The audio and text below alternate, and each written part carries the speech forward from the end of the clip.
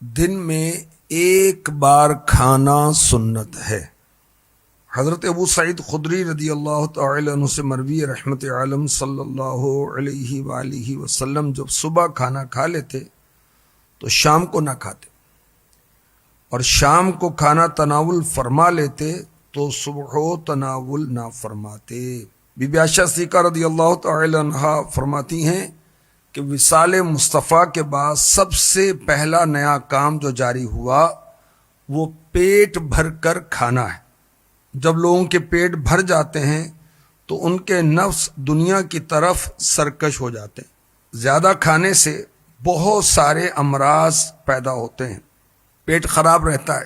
کہا گیا کہ القبض ام الامراض، قبض بیماریوں کی ماں ہے، اور ڈاکٹرز یہ کہتے ہیں کہ 80% امراض پیٹ کی خرابی سے پیدا ہوتے ہیں۔ دماغی امراض، آنکھوں کی بیماریاں، گلے کی بیماریاں، زبان کی بیماریاں، سینے پھیپھڑے کی بیماریاں، فالج، لکوہ، جسم کے نچلے حصے کا سن ہو جانا، شوگر، ہائی بلڈ پریشر، دماغ کی نس کا پھٹنا، پاگل ہو جانا، جگر پتے کے امراض، ڈپریشن، یہ عام طور پر زیادہ کھانے سے ہوتے ہیں۔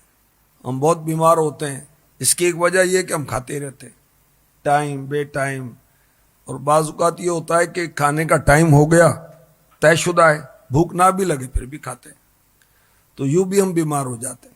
اب وسوسہ ہے کہ سحری کرنا سنت ہے، افطار کرنا بھی سنت ہے، تو یہ تو 2 وقت ہو گیا کھانا۔ سحری افطاری سنت، اور افطار کے کیا معنی ہے؟ روزہ کھولنا۔ اگر 1 گھونٹ پانی پی لیا روزہ تو افطار ہو گیا، 1 چنا کھا لیا روزہ تو افطار ہو گیا، 1 آدھ کھجور یا پانی کا گھونٹ لیا سحری بھی ہو گئی۔ تو اس کے لیے پیٹ بھر کر کھانا ضروری تھوڑی سحری افطاری میں۔ عام طور پر کھانا ہم اس کو کہتے ہیں روٹی، سالن، چاول وغیرہ۔